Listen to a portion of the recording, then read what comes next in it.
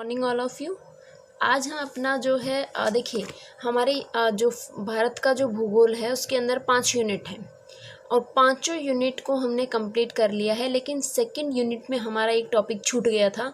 हम लोगों ने छोड़ा था कौन सा, वाटर रिसोर्सेज मैनेजमेंट वाला। ठीक, एक तो वाटर रिसोर्सेज कौन कौन से हैं भारत में उनको हम देखेंगे। एक हमारा हरित क्रांति वाला टॉपिक बचा है, फिर एक आएगा हमारा इंडस्ट्रियल रीजन।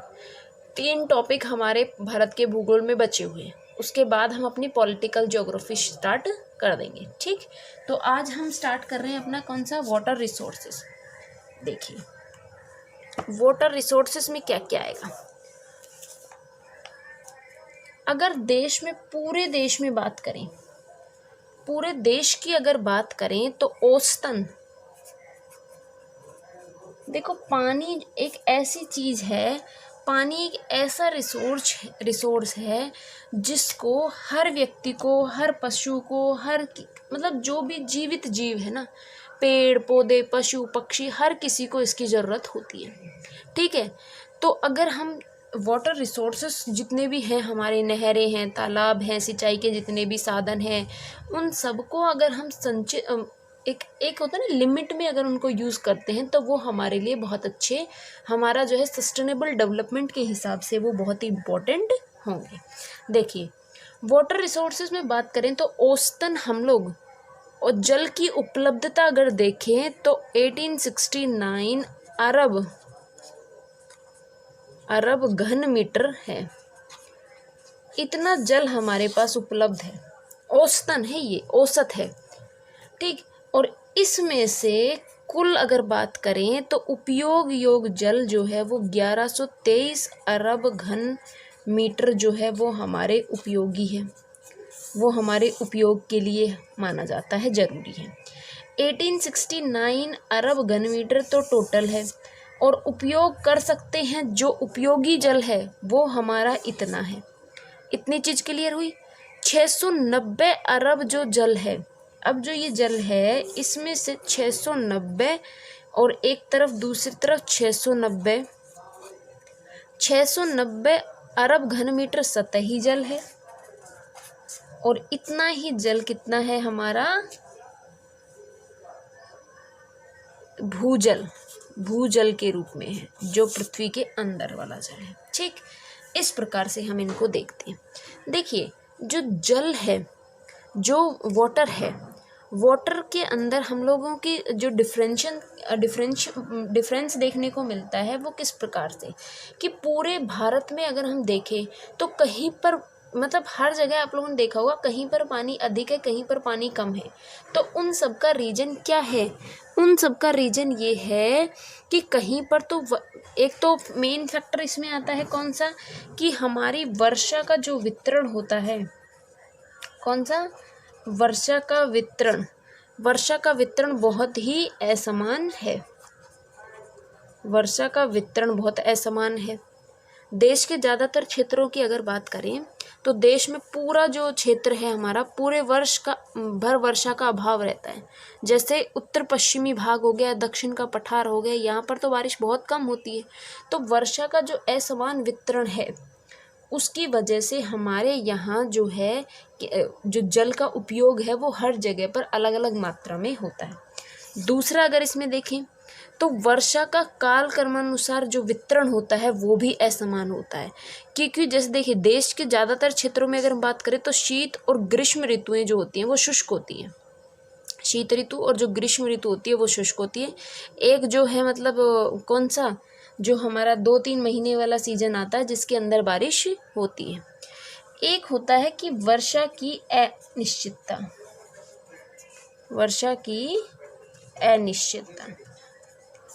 पता ही नहीं है वर्षा आएगी कि नहीं आएगी, वर्षा होगी कि नहीं होगी।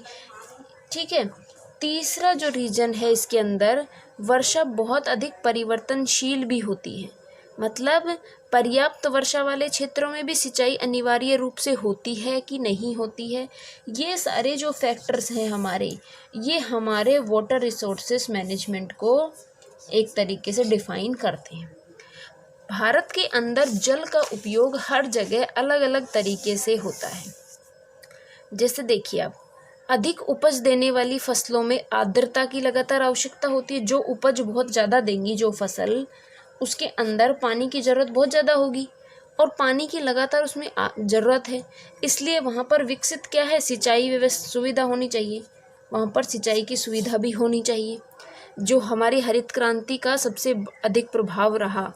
ठीक, उसके बाद हम देखें कि गन्ना है, जूट है, चावल है, ऐसी फसलें जिनको पानी की ज़रूरत होती है और पानी की ये जो ज़रूरत होती है केवल और केवल हम सिंचाई से ही पूरी कर सकते हैं।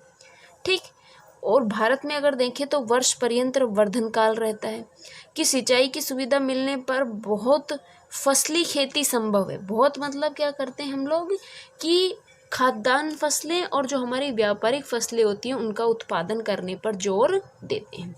इतनी चीज़ क्लियर हुई। अब हम बात करते हैं कि हमारे पूरे भारत के अंदर सिंचाई के स्रोत क्या क्या हैं, कौन कौन से स्रोत हैं जो हमारे सिंचाई में हमें महत्वपूर्ण योगदान देते हैं। देखिए, सिंचाई के स्रोत, ये चीज़ तो क्लियर हो गई कि भारत के अंदर सिंचाई सबसे ज़्यादा करके ही हम किसी भी क्षेत्र को सिंचित करके ही हम उसमें खेती कर सकते हैं। अब सिंचाई के स्रोत में अगर बात करें तो सबसे पहले हमारे आता है तालाब और फिर आती है हमारी नहरें। देखिए, तालाब के अंदर, और आप लोग जानते होंगे कि तालाबों द्वारा सिंचाई सबसे ज़्यादा हमारे यहाँ कहाँ होती है पूरे भारत के अंदर, प्रायद्वीपीय भाग के अंदर।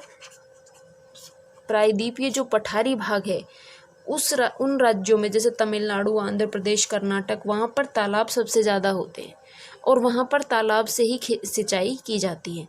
दक्षिण पश्चिमी बिहार, दक्षिणी मध्य प्रदेश, दक्षिणी पूर्वी राजस्थान का जो स्थान है उसमें भी तालाब से सिंचाई की जाती है।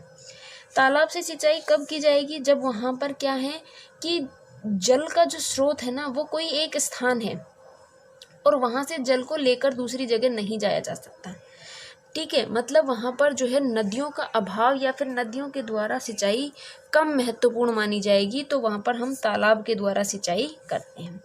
इसी प्रकार से नहरों की बात करें तो नहरों से सिंचाई भारत में बहुत बड़े लेवल पे की जाती है। जो सिंचाई नहरों से की जाती है, भारत में सिंचाई का सबसे बड़ा प्रमुख साधन अगर देखें तो वो नहरें होती हैं। नहरी सिंचाई आधे से अधिक भाग उत्तर का जो विशाल मैदान है, क्योंकि वहाँ नदियाँ बहुत ज़्यादा है ना, गंगा नदी आ गई हमारी, यमुना नदी, ये सारी की सारी जितनी भी नदियाँ, इन सब के द्वारा यहाँ पर नहरें बनाई गई छोटी छोटी और उनसे नहरों से सिंचाई की गई। प्रत्येक राज्य में अगर बात करें तो कुल सिंचित क्षेत्र से भागीदारी के संदर्भ में नहरी सिंचाई जो है वो जम्मू कश्मीर राज्य में बहुत महत्व रखती है। ठीक, तो देखेंगे हम कि नहरें कहाँ कहाँ पूरे भारत में बनी हुई हैं, उनको अब हम डिटेल से पढ़ते हुए चलेंगे। अभी तक हमने बात की कि तालाब से सिंचाई होती है और नहरों से सिंचाई होती है। तालाब से प्रायद्वीपीय भारत में आप जानते हैं ना कौन से क्षेत्र आएंगे, और नहरों से हमारा उत्तर का विशाल मैदान और वो वाले क्षेत्र जो है वो नहरों से सिंचाई वहाँ पर होती है। अब हम बात करेंगे आगे जो देश की प्रमुख नहरें हैं उनके बारे में। देश की प्रमुख नहरें, देखिए हम हर स्टेट की अलग अलग जितनी भी नहरें होंगी उनको हम देखेंगे। सबसे पहले अगर हम देखें तो पंजाब व हरियाणा की नहरें। देखिए, पंजाब और हरियाणा का नाम आते ही आप लोगों के दिमाग में आ जाना चाहिए क्या, कि वहाँ पर कौन कौन सी नदियाँ हमने पढ़ी थी। पंजाब से हम लोगों ने बहुत सारी नदियों के बारे में, सतलज नदी के बारे में पढ़ा है ना आप लोगों ने। सतलज नदी को आपको बेसिकली याद रखना है। जैसे पंजाब और हरियाणा की अगर बात करें तो इसके अंदर सबसे पहले आती है हमारी सरहिंद नहरें। सरहिंद नहर जो है वो पंजाब और हरियाणा को जोड़ने का काम करती है। जैसे देखिए हम लोग इसमें पूरा डिटेल से देखते हैं कि रोपड़ के पास में, रोपड़ एक जगह का नाम है, रोपड़ के निकट सतलज नदी निकलती है। सतलज नदी जो थी हम लोगों ने पढ़ी थी ना, सतलज नदी, और सतलज नदी से ही हम, सतलज नदी के पास जो एक रोपड़ जगह, वहाँ से हमने सरहिंद नहर को निकाला है। अब जो ये नहर है इसकी कुल लंबाई की अगर बात करें तो 6115 किलोमीटर मानी जाती है ठीक। और इससे अगर हम देखें तो 7 लाख हेक्टेयर वाला जो क्षेत्र है वो इससे सिंचित होता है। और इस नहर का निर्माण हमने 1886 में किया गया था। देखिए सरहिंद नहर जो सतलज नदी के पास, सतलज नदी जो है उससे इस नहर को निकाला गया है। अब सतलज नदी का आप लोग जानते हैं कि वो कहाँ से निकल कर आई थी। वो हमारी जो सतलज नदी है वो राक्षस ताल एक झरना हम लोगों ने पढ़ा था, वहाँ से निकली थी और ये पंजाब से होते हुए आगे कहाँ गई थी, पंचनद में। यह बात हम कर चुके हैं। फिर हम बात कर रहे हैं कि जो सरहिंद नहर है वो कहाँ से निकाली, सतलज नदी के पास जो रोपड़ जगह है वहाँ से सरहिंद नहर को निकाला गया। और इस नहर को पंजाब और हरियाणा दोनों स्टेट के अंदर फैलाया गया। और इसके अंदर टोटल जो एरिया आता है वो 6115 किलोमीटर का क्षेत्र और 7 लाख हेक्टेयर जो भूमि है वो इससे सिंचित होती है। ठीक। हर नहर के बारे में आपको 2 से 3 चीज़ें हम याद रखनी है बस। दूसरी जो इसमें आती है वो आती है हमारी भाखड़ा नांगल नहर। भाखड़ा नहर, अब भाखड़ा नहर की बात करें, ये नहर भी सतलज नदी से निकाली जाती है। देखो सबसे इम्पोर्टेंट है कि जो भी पंजाब से रिलेटेड जो भी नहर आ जाएगी उसमें सतलज नदी लिखना है। भाखड़ा नहर सतलज नदी से निकाली गई। ये भी वही, ये जो है जो भाखड़ा नहर है ये विद्युत नहर है, मतलब इससे सिंचाई कम की जाती है, सिंचाई नहीं ना के बराबर, और इससे विद्युत उत्पादन में इसका उपयोग किया जाता है। इस नहर की अगर कुल लंबाई की बात करें तो 864 किलोमीटर। और अगर इसकी बात करें हम कि कितने क्षेत्र पर ये सिंचित करती है तो ये भी वही 7 लाख हेक्टेयर क्षेत्र को सिंचित करने का काम करती है। ठीक। अभी तक हमने पंजाब और हरियाणा की 2 नहरें सरहिंद और भाखड़ा नहर के बारे में डिस्कस कर लिया है। अब जो ये भाखड़ा नहर थी इसी के साथ में एक तीसरी नहर आती है यहाँ पर, नांगल बांध। नांगल नहर, देखिए नांगल बांध जो बना हुआ है वो विद्युत नहर है, विद्युत नहर है। ठीक। जो ये नांगल बांध है ये भाखड़ा बांध से, भाखड़ा जो ये नहर थी इसके ऊपर जो भाखड़ा बांध बना हुआ है, इस भाखड़ा बांध से 31 किलोमीटर नीचे स्थित है। ठीक है। और 64 किलोमीटर ये लंबी है,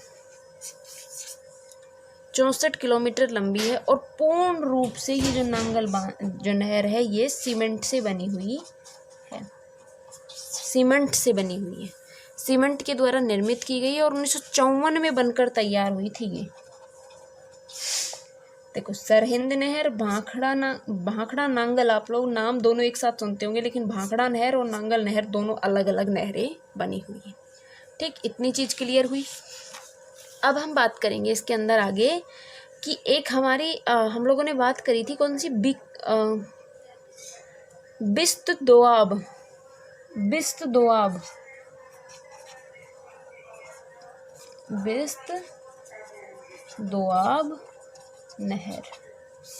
देखिए बिस्त हम लोगों ने बात करी थी ना, सिंध, चाज, राचना, बारी, बिस्त, तो सतलज नदी और हमारी कौन सी वो एक नदी और थी ना, झेलम, चिनाब, रावी, व्यास और सतलज नदी दोनों का जो दोआब क्षेत्र था उसको हम बिस्त दोआब के नाम से जानते हैं। और बिस्त दोआब नहर जो बनी हुई है ये बनी थी कब, 1954 में बनी थी। और ये भाखड़ा नहर जो है ना उसी की एक शाखा है, भाखड़ा नहर की शाखा के रूप में ये स्थित है। ठीक। और जो ये नहर है इससे क्या होता है, सतलज नदी के दाहिने तट पर नोवा नामक स्थान से ये निकलती है। तो ये भी वही बिस्त दोआब है, तो ये भी वही कौन सी नदी आ जाएगी, हमारी सतलज नदी इसमें आ जाएगी। ठीक। और इसकी कुल लंबाई की अगर बात करें तो 154 किलोमीटर ये लंबी है। चीज़ क्लियर हुई। फिर एक और नहर आती है जो पंजाब और हरियाणा की है, वो है हमारी बीकानेर नहर।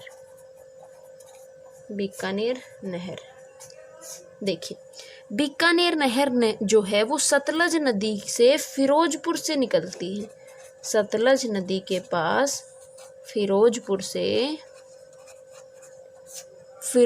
के निकट से निकाली गई है और इस नहर के द्वारा पंजाब के फिरोजपुर, मुक्तसर, फरीदकोट और कौन सा है हमारा एक फाजिल्का, इन 3 क्षेत्रों और राजस्थान के बीकानेर जिले में सिंचाई इससे की जाती है। ये क्षेत्र हैं जो इस नहर से सिंचित होते हैं। ठीक, तो अभी तक जो है हम लोगों ने पंजाब और हरियाणा की नहरों की बात की है। तो देखिए हम लोग इसी को देखेंगे। सबसे पहले हमने बात की थी इसके अंदर कौन सी, सरहिंद नहर, जो सतलज नदी के पास से, रोपड़ के पास से निकलती है। 1886 में निर्माण हुआ, इतने किलोमीटर लंबी है और 7 लाख हेक्टेयर क्षेत्र को सिंचित करती है। भाखड़ा नहर और नांगल नहर, ये दोनों नहर जो है ये आपस में जुड़ी हुई है, एक ही बांध पर बनी हुई है। फिर हमने बिस्त दोआब क्षेत्र, दोआब मतलब 2 नदियों के बीच का क्षेत्र, जो बिस्त दोआब नहर है उसका निर्माण 1954 में हुआ। भाखड़ा नहर की एक शाखा है ये, और ये भी सतलज नदी पर 154 किलोमीटर लंबी स्थित है। बीकानेर नहर जो है वो सतलज नदी पर ही फिरोजपुर में बनी हुई है, फिरोजपुर से निकलती है। फिरोजपुर, मुक्तसर, फरीदकोट, फाजिल्का और राजस्थान के बीकानेर जिले को ये सिंचित करने का काम करती है। ठीक, इतनी चीज़ क्लियर हुई। तो अब आज हमने पंजाब और हरियाणा की नहरों की बात की है, कल हम नेक्स्ट स्टेट की बात करेंगे। ऐसे हम सारे जो है मेन जितनी भी हमारी नहरें हैं उनके बारे में देखेंगे। ठीक है, और अभी जो है हमारा इंडियन ज्योग्राफी वाला जो पार्ट है वो कंप्लीट होने वाला है। से 2-3 टॉपिक हैं जिनको हम धीरे धीरे करके और फिर पॉलिटिकल ज्योग्राफी हम अपना स्टार्ट कर देंगे। ठीक है, और किसी बच्चे को कोई दिक्कत आ रही हो तो अब आप लोग मुझसे डायरेक्ट पूछ लेना। ठीक है, धन्यवाद।